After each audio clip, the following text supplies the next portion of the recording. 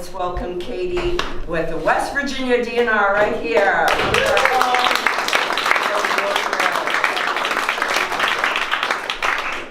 Great. Well, thank you everybody for coming tonight. I would have enjoyed listening to a talk about salamanders too. So I'm disappointed about that as well. But tonight I've pulled together a presentation on the forest birds of West Virginia. So we'll talk about that instead of salamanders. So just a quick note about the photos in this presentation. All banding, marking, and sampling of birds is being done under a federal permit from the USGS Bird Banding Laboratory. And if anybody knows what bird that is in the picture, that is a loggerhead shrike. Not loggerhead shrike, so not really a forest bird, but I just like that picture. So in West Virginia, we have about 170 species of birds that breed here in the springtime. Some of those are resident birds, tropical migrants, so they'll breed up here and other points north in the spring and summer, and then they'll migrate southward in the fall and spend the winter in the neotropics.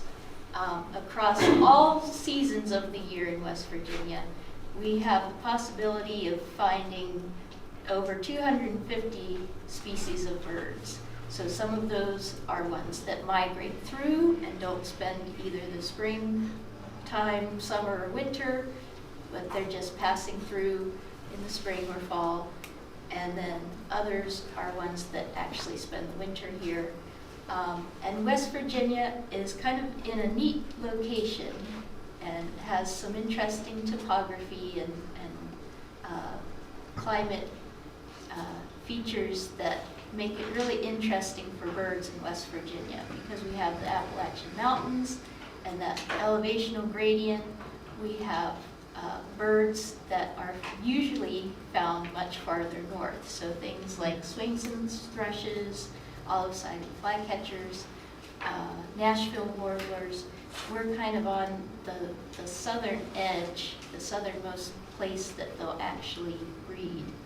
And then we have kind of also, we are on the northern edge of some of the southern species of birds as well. So things like Swainson's warbler will get into West Virginia, even though they're more of a typically more southern species. So some of the bird pictures I have up there, the two birds on the top left, common mergansers, they're an example of why I can't give you an exact number of bird species that breed in West Virginia, because common mergansers are a recent introduction to our breeding bird list. They began breeding here. And then in the top right, eastern whippoorwill, that's an example of a bird that breeds here and migrates south. The middle row on the left is a ruby-crowned kinglet. That's a bird that spends the winter and migrations through here, but doesn't breed. On the right in the middle row is an example of an eruptive species that we don't usually have, but occasionally we'll find from time to time in the winters. That's a white-winged crossbill. Bottom left is a tufted titmouse. That's a resident that will spend all year here and breed. Middle is a Swainson's warbler, and then on the bottom right, those are nestling northern saw-whet owls, so they're in the nest box, and they look a little bit different than the adults. So West Virginia, like I was saying, has a really interesting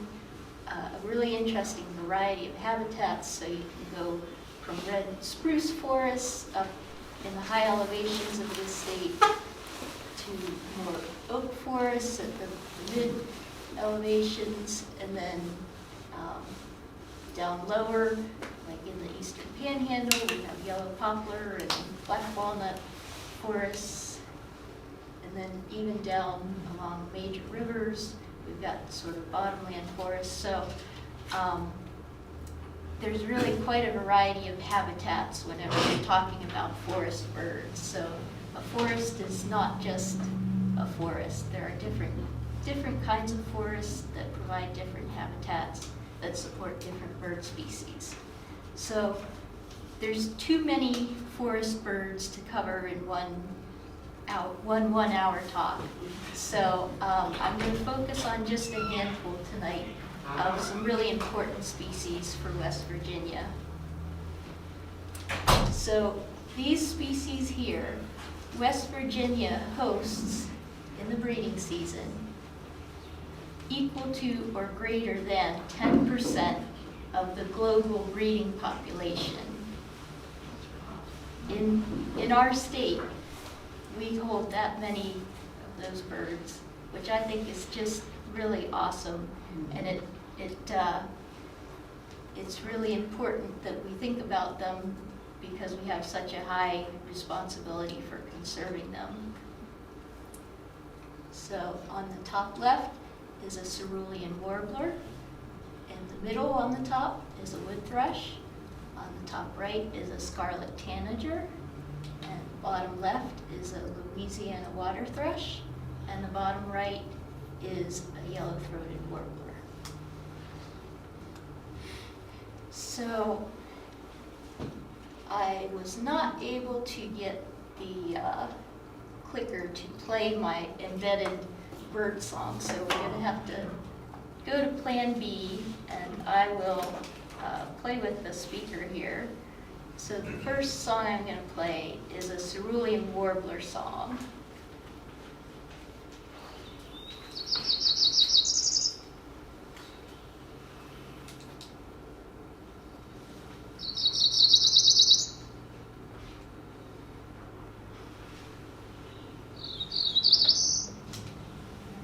Can everybody hear that, or do you need it up a little bit more?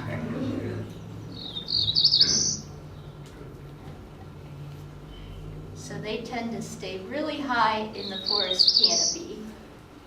And if you've ever heard the term warbler neck, this is a bird that will give you warbler neck, because whenever you're looking for cerulean warblers, they're way up high in the canopy. And so whenever you've got your binoculars, you're craning your neck to look up at this bird. So cerulean warbler is really our highest priority species conservation-wise for non-game birds.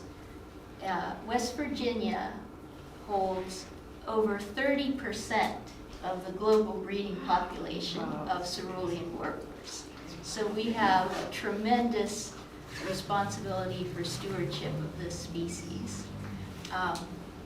It's really our unofficial state bird because we have almost about a third of the breeding population in our state. And it's in mature forests with canopy gaps. So larger trees, but with some openings with some small shrubs and vegetation in small gaps. So you're kind of thinking of old growth characteristics. So big trees, but gaps from trees that get blown over in the wind or die from disease outbreaks or fires. So managing for old growth characteristics. And we can mimic those characteristics by conducting some intermediate harvests with retained basal area of 40 to 90 square feet per acre. But it's meant to promote the forest understory and enhance cerulean warbler habitat. But slope aspect and the tree community is also important to factor in because white oaks are an important tree species for cerulean warblers.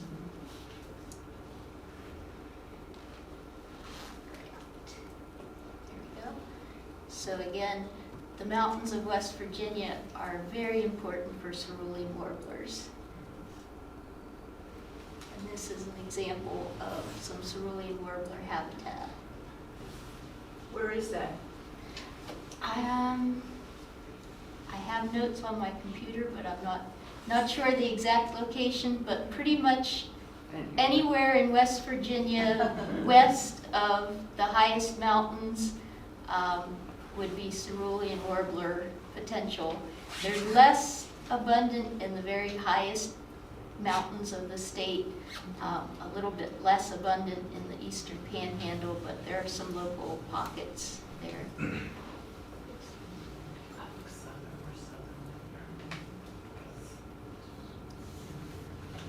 So now we will move on to wood thrush, and I will pull up their song.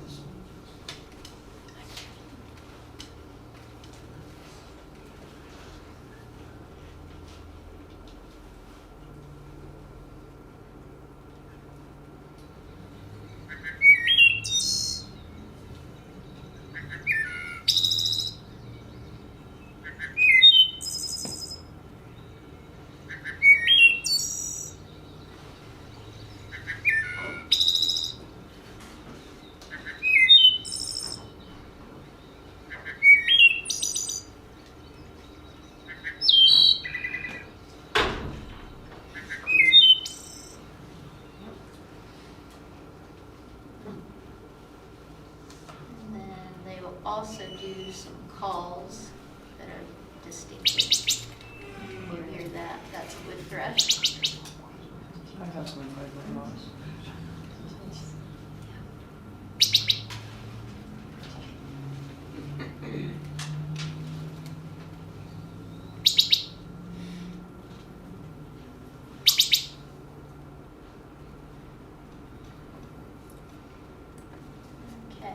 So they have a pretty widespread distribution across the state.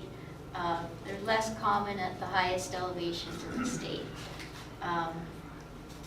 Like cerulean warbler, they've had some chronic population declines, but recently the declines have kind of leveled off and stabilized. Another species where you want to create small openings within mature forests to promote understory growth. It's important to think about managing invasive plant species like Japanese stiltgrass, and also managing the local deer population, because too many deer can overbrowse the understory and reduce habitat quality. How big a bird is it? The wood thrush is about this big. And then that is another species that you'll be hearing more about later in the presentation. So the next species is the scarlet tanager. And the bird on the top, the red one, is the male, and the bird in the picture below that is the female.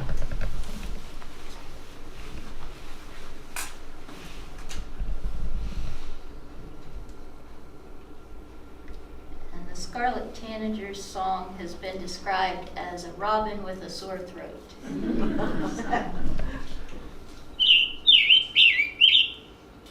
So it's a little bit more birdy than a robin.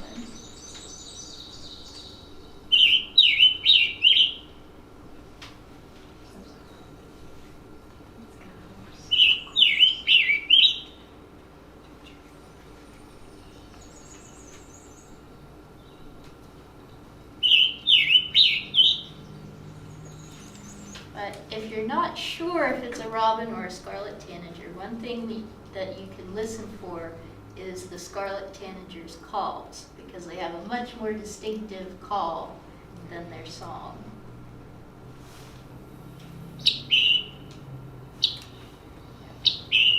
So like a chipper.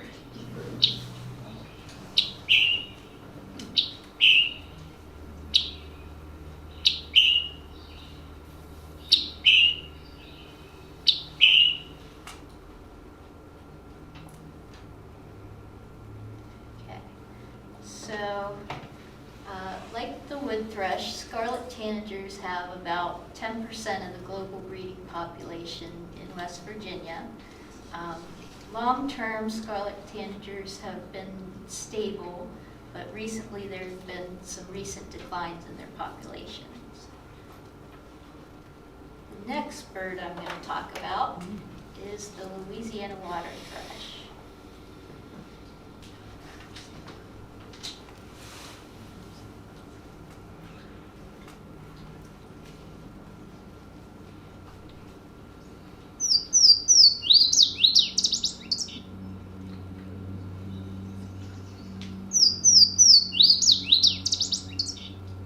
So it's a song with some introductory whistles, and then it kind of descends and then ends in some little chips and kind of just a bunch of notes at the end.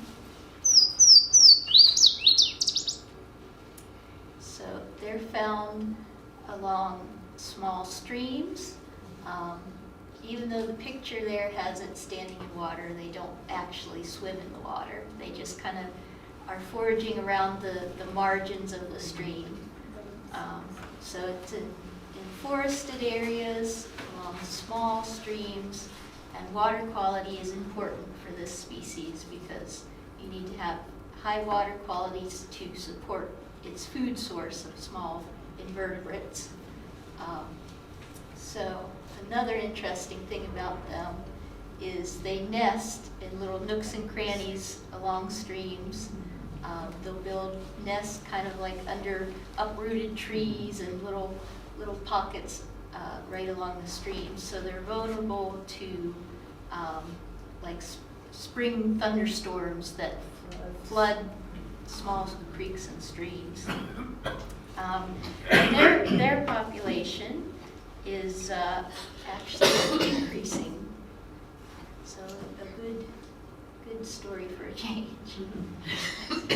So now we have yellow-throated warbler, and they have about 10% of their global population in West Virginia. Pull up their song.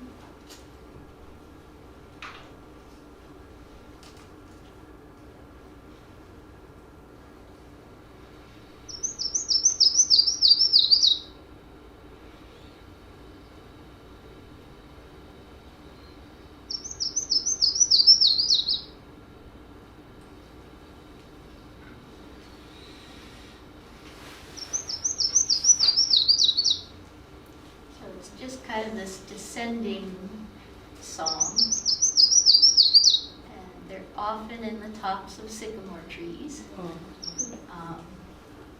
but along stream bottoms, lower elevations. Here's another variation of their song.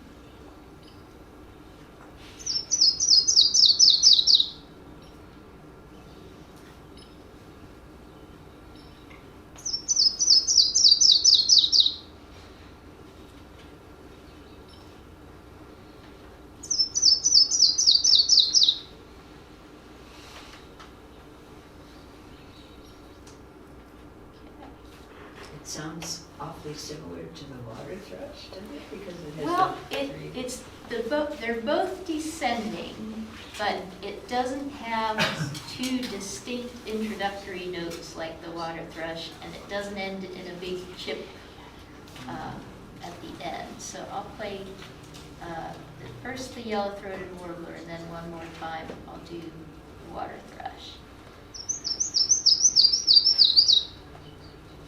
That's the yellow-throated warbler. And then we'll go back to the water thrush.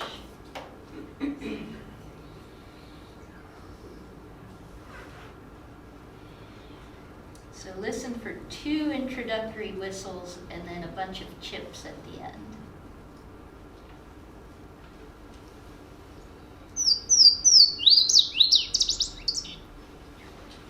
If I heard one in the woods, I'd have a hard time.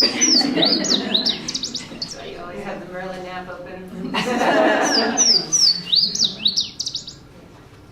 heard them last spring at Stewart's Park, going down the trail there.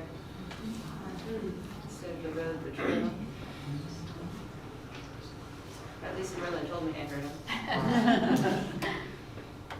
Okay, so now move back through there.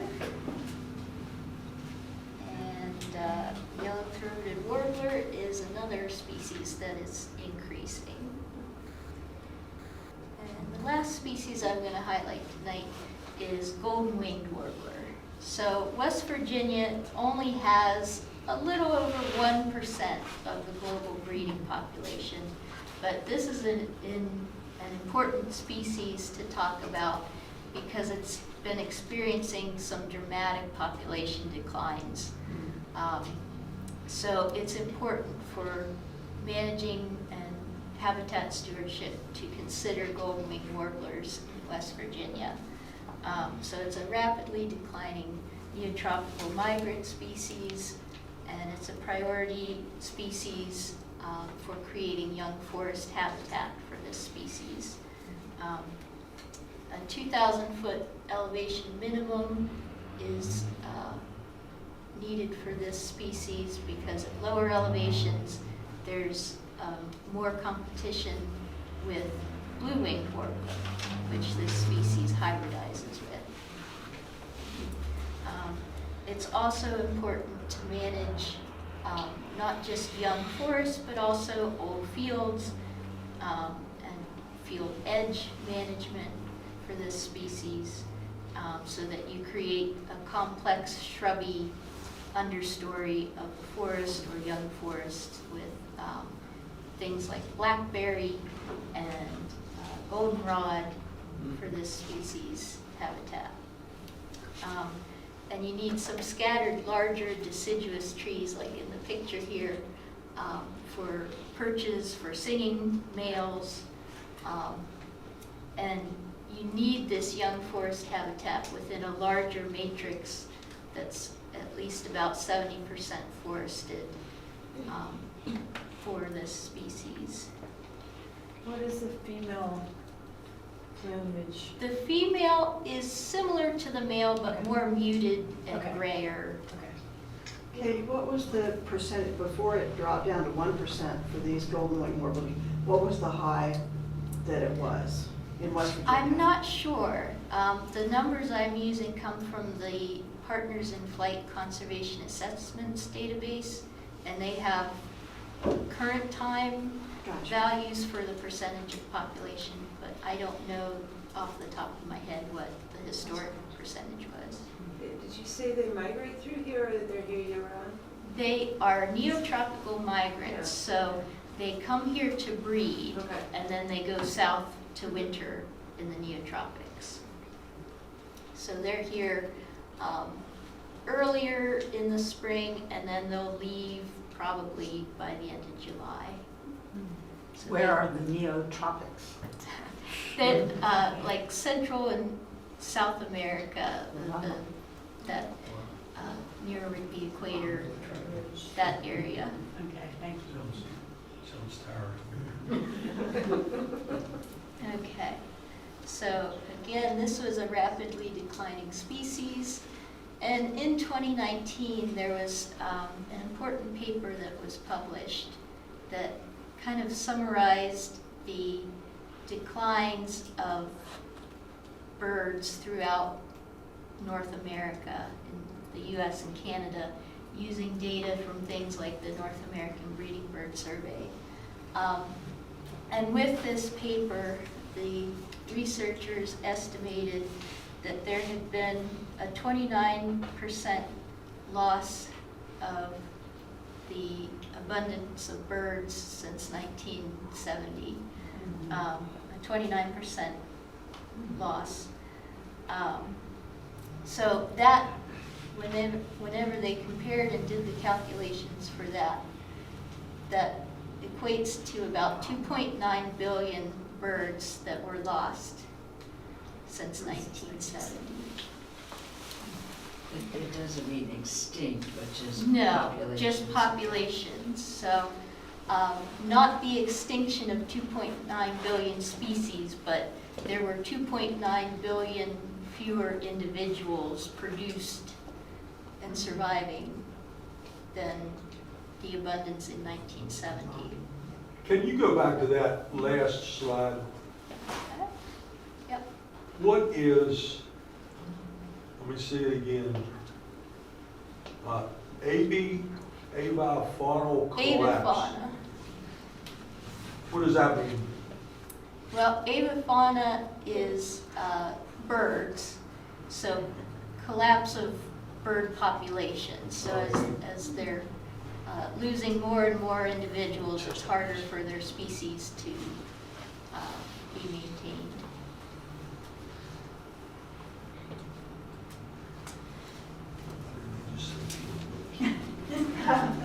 So those 2.9 billion birds lost works out to about 1 in 4 birds gone that, since 1970. And for our eastern forest birds, about 170 million were lost since 1970. And that works out to about 6 in 10 wood thrushes.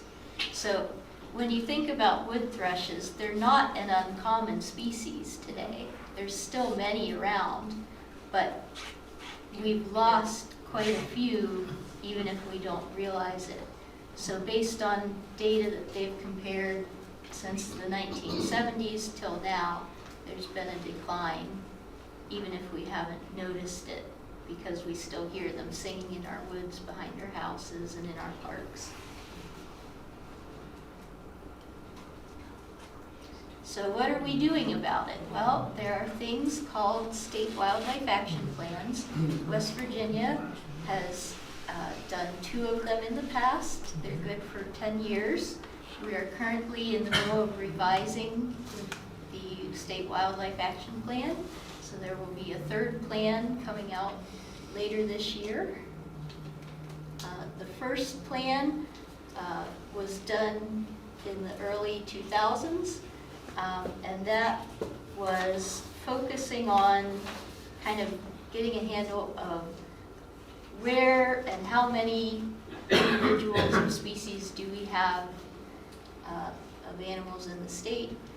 The second one was thinking about how do we help those species and keep them off of things like the endangered species list, do conservation before listing on the endangered species list is necessary.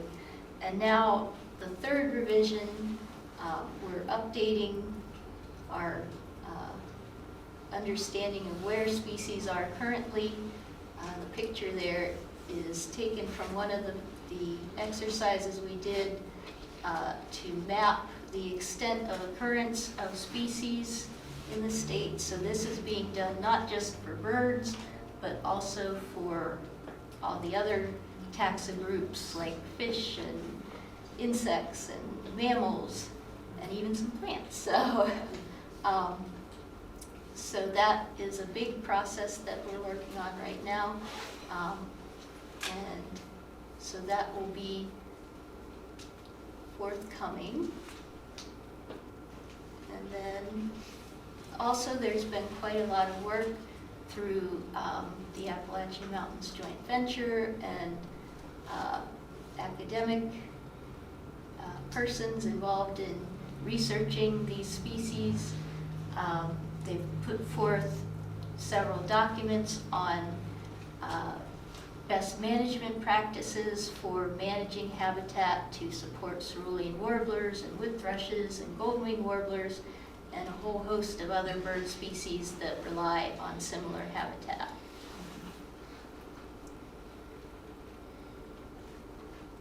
So whenever you're thinking about managing habitat for things like golden-winged warblers and wood thrushes,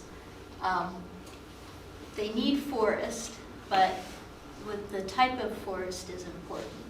So here's a picture of pretty much solid blocks of mature forest, and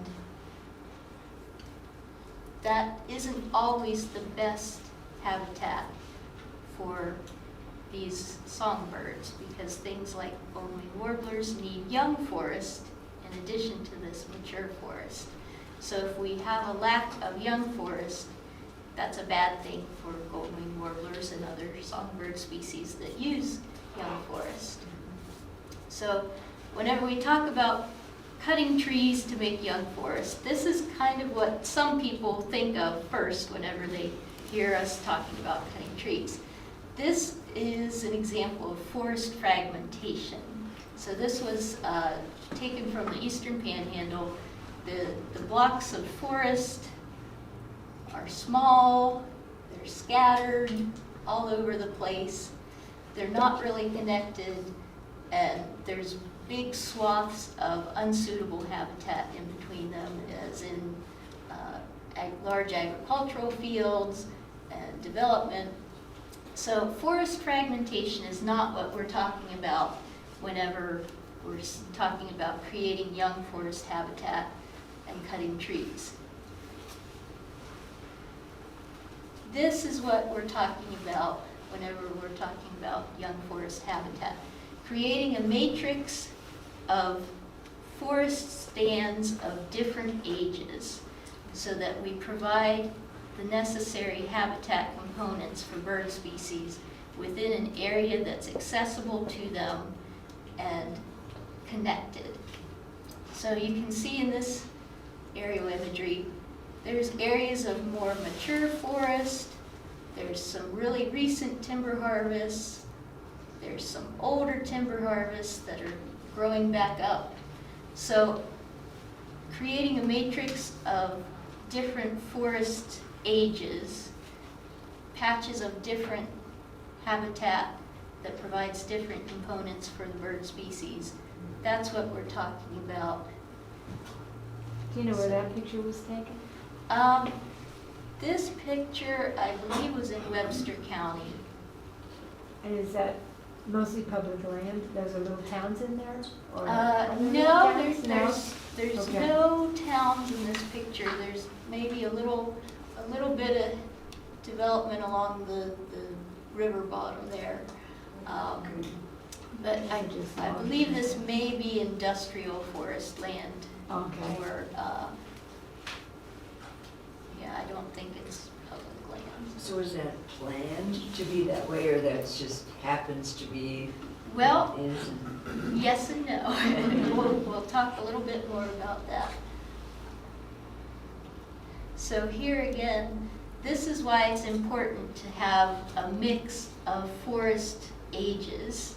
So you need mature forest because wood thrushes nest in mature forest. But then after their young fledge, they will actually move them into the areas of young forest because it provides really dense cover. There are some more food sources there, like fruiting shrubs and berries, and blackberries, and insects. So that the wood thrushes will move from the mature forest into the young forest. And then the golden-winged warblers who nest in the young forest will actually move their young into the mature forest and after they fledge. So it's important to have a mix of stand ages within the area that is accessible to the birds. So if you have one big block of mature forest and one big block of young forest, it's not as high a quality as this matrix of different stand ages. And it's important to stagger the harvests because as the young forests regrow, the habitat characteristics are not going to be maintained over time because the trees and shrubs will grow up. It will become less suitable for things like golden-winged warblers. Okay, so private lands are really important to consider whenever we're thinking about conserving these forest songbirds. In the map here, it's a map of different public lands in the state. So there's big green swaths of national forests, national parks. The blue and the purple are state wildlife management areas and state forests and state parks. But if you look it's really only a pretty small footprint on the state, and the rest is privately owned lands. So even if we made excellent habitat on every acre of these public lands, it still wouldn't be enough to effectively conserve these species. So we have to consider private lands, and private lands are really important for conserving these species. That's really an interesting map. I mean, and the earlier one was too. I'm wondering where you were showing the density of species that were observed. So on this map, you have private land, but in southern West Virginia, up to 90% of the land is privately owned by coal companies. So that's not factored into this, right? When you're thinking Well, about private landowners. Industrial lands are still private lands, and there can be effective conservation actions taken on So I was curious those about that, lands. yeah. Yeah, so Do you have examples of that happening? in a little bit. And the other map was interesting too, because it seemed as though the density was around the national forest, the density of bird population or sightings. So Are does you? that- let's- So I'm thinking that in the southern West Virginia counties, Yeah. Is this the map you're talking about? Yes. Okay. This is just a map of rough grouse observations. oh. So that's why Well, I it's did not see clustered that. here. Yeah. Well, it's Okay. very small at the top here. Yeah. So we Okay. would I create. just wondered, Yeah. could it be that, No, this sparse in the southern parts? no this is just a map for ruffed grouse. Thank you. And the reason why you see a cluster here in the high elevation counties is that's where the grouse habitat and the current largest density of ruffed grouse is in the Thank state. you. So that's why that's that way. Okay, so back to this. Private lands are important. It can be family forests, family farms, or industrial lands. There are many, many acres of industrial forests. There's also reclaimed mines and other industrial activities going on that can play a part in conserving songbird habitat. So this is an example of partnership with industry. So the National Association of Forest Owners is involved, and along with West Virginia DNR, the Appalachian Mountains Joint Venture, WVU, and the U.S. Fish and Wildlife Service. So they're conducting research funded by the National Fish and Wildlife Foundation on these industrial timberlands that Weyerhaeuser has. And they're doing this, they have several WVU PhD students, grad students working on this. They're doing this to assess how birds respond to these industrial landscapes and what practices can be implemented on those lands to benefit forest songbird conservation. These lands are really an exciting opportunity for management because they have such extensive holdings of forest land. It's really an opportunity to conduct management on a large scale and create a matrix of forest stand ages, like the picture I showed earlier.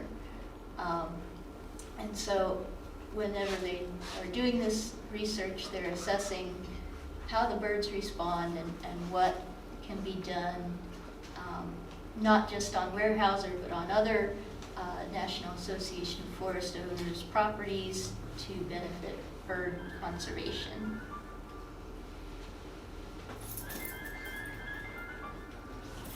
And then on to other private lands, like family farms and family forests. There are also many opportunities for conservation on smaller property holdings that are owned by families. There are several programs out there that help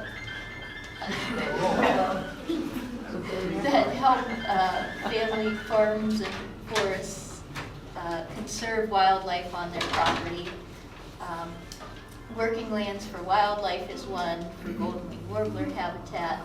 There are programs for cerulean warbler habitat enhancement.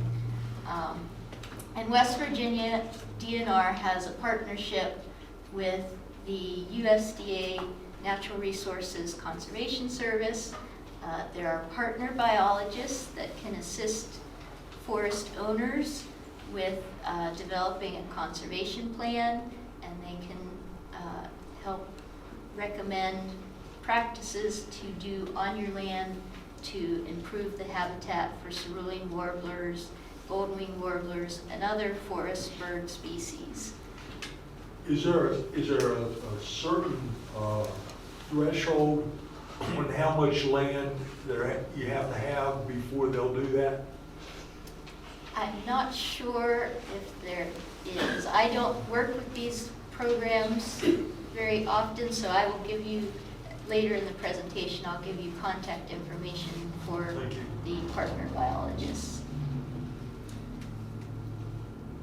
So, and then there are also some pollinator programs as well that you can access assistance to develop habitat for insects and pollinators on properties as well. So we have 3 partner biologists for cerulean warblers and golden-winged warblers, and 2 pollinator biologists. And they work out of the NRCS offices. So for cerulean warbler, you can contact Daniel Rubianto. He's down in Summersville, but he works in other counties besides just Nicholas County. And the map here shows the priority counties for cerulean warbler work. Does that mean they're declining most in those counties? Or where are they priority? That means they are the best counties for habitat. Could benefit from habitat management. And then for golden-winged warbler, you can contact Dawson Rader. He's down in Lewisburg. And these are the priority counties for golden-winged warbler habitat work. So some examples of what landowners could do with assistance from these programs would be some prescribed mowing for golden-winged warbler habitat. You can see on the hillside here, it's a shrubby area, and they've mown some strips through to open up the habitat a little bit so that it's not just a continuous, dense, brushy area. The golden-winged warblers like to have some more patchy cover of shrubs and then some low goldenrod and a mix of habitat patches, not just one dense, brushy area. And then this would be an example of a clear cut for golden-winged warblers, maintaining some larger trees, but opening up the canopy substantially and getting nice regrowth of trees and shrubs and some herbaceous plants as well.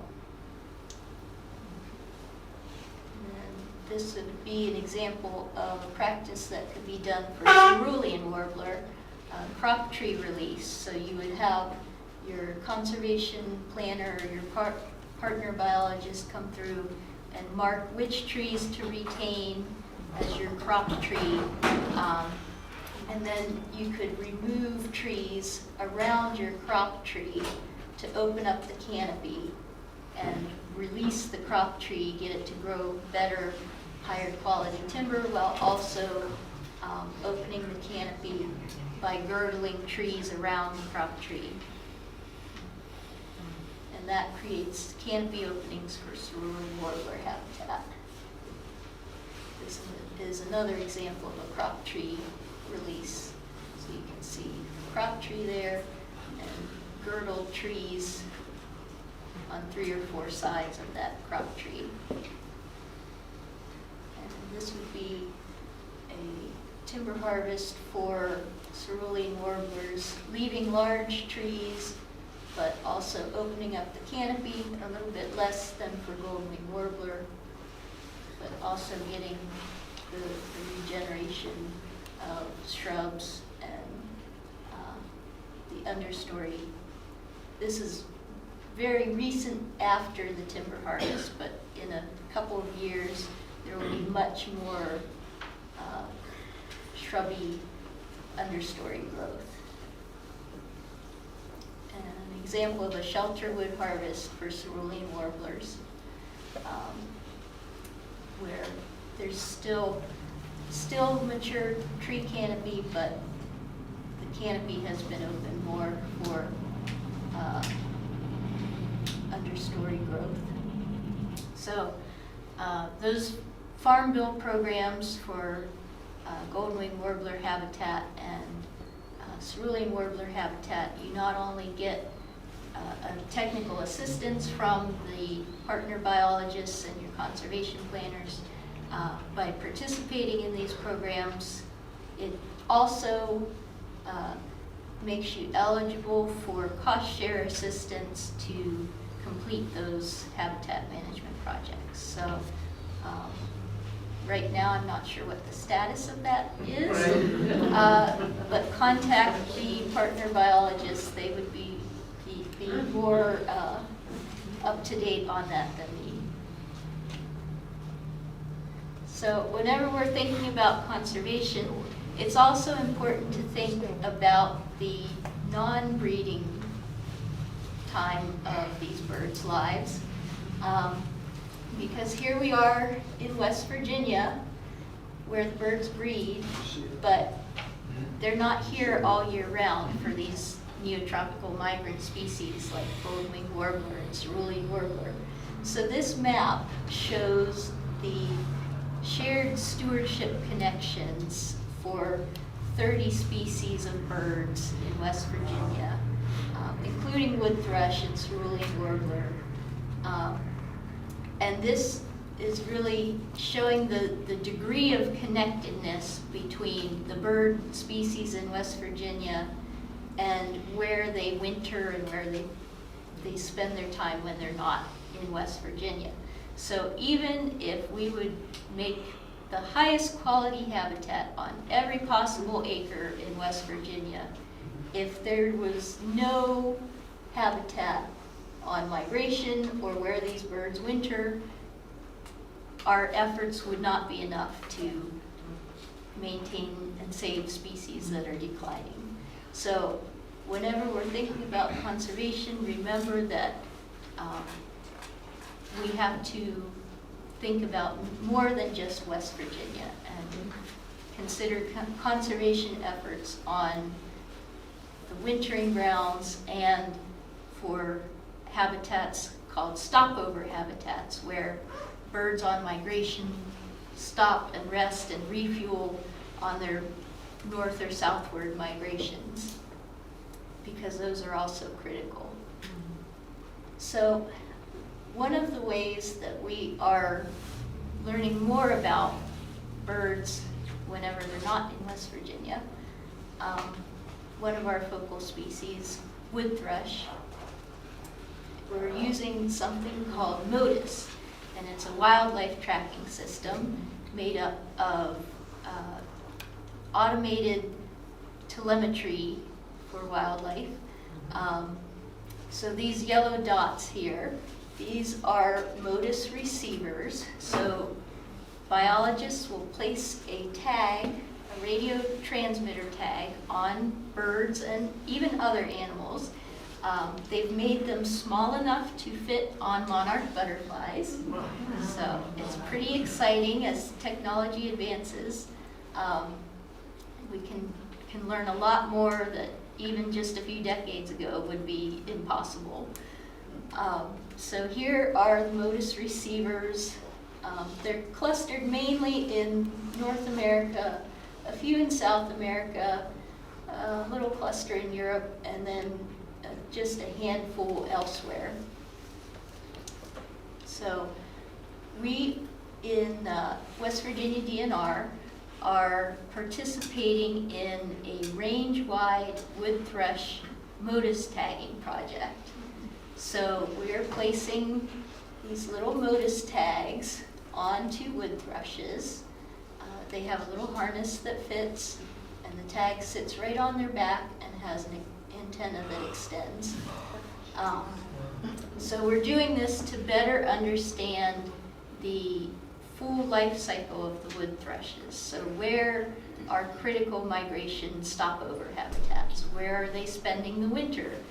Are there differences in survival between the wintering grounds and the summering grounds? And are there any bottlenecks that really impact survival? So in the breeding season, 26 states in the United States and one province in Canada are deploying these tags on wood thrushes. In the non-breeding season, they'll be deployed in 5 other countries in Central America. And as of the end of the tagging season in 2024, over, I believe, 600 tags had been deployed for this project. How do they catch the birds, tag them? I will show you in a couple slides. So, it's a massive project being coordinated by Sarah Kendrick at the U.S. Fish and Wildlife Service, also with input from Selva in the Neotropics. And the project is continuing next year, so even more tags will be put out. So again, here are MODIS receivers in the U.S. Here's a map of where they are in West Virginia. The yellow dots are the receiver location, and then the yellow ovals or balloons, they are the estimated range of the antennas of the receivers. So out here in the middle of the state, no birds, no tag birds would be picked up, but if they fly within range of one of these receivers, they will be detected by the MODIS receiver, and that data gets sent to a central database that's available to us at West Virginia DNR and other researchers on the project. And even members of the public can look online and see MODIS detections in the state and elsewhere. See that dot by the point of Maryland? It doesn't have a circle on it. It doesn't have like a range on it. This one, oops, this dot here, Yep. I think that was a temporary MODIS station. So not one that, Looks like it might be at the wildlife refuge yeah. in Canaan. Yeah, so the other ones are mostly deployed by West Virginia DNR, and then some other places like the Avian Conservation Center of Appalachia has a MODIS receiver. Yeah. So here's a closer look. There is a MODIS receiver at Fox Forest Wildlife Management Area. So you can see that the antenna range theoretically reaches to where we are, but probably not at the ground level. You'd have to be a bird flying overhead because we have issues with topography blocking radio signals lower to the ground. How long will one of those transmitters last? The wood thrush tags last a little over a year, they're estimated to. But it varies on the size of the tag because they make smaller tags for small animals that you can't put as large a battery in. You can make larger tags if you're putting them on larger animals that can last longer, or have a solar panel to charge the battery. So it depends, but the wood thrushes last about a year. Are they expensive? Yes. You should have known that. So here's an example. Modus antennas, some of them we place on their own tower structure, and then others we can integrate into like a fire tower or other buildings. You can see the antennas sticking off the side of this fire tower. There's a closer look. It's just usually a 6 or 9 element antenna, and then we also have omnidirectional antennas, but those work on a different frequency than our wood thrush tags. So whenever you go online to modus.org, you can see the Modus receivers available in West Virginia, and you can also see the species that have been detected. So now you probably won't see any of our tagged birds flying over migrating because they migrate at night. The songbirds migrate at night. So you can watch our Modus page and see if any get detected overnight while you're sleeping.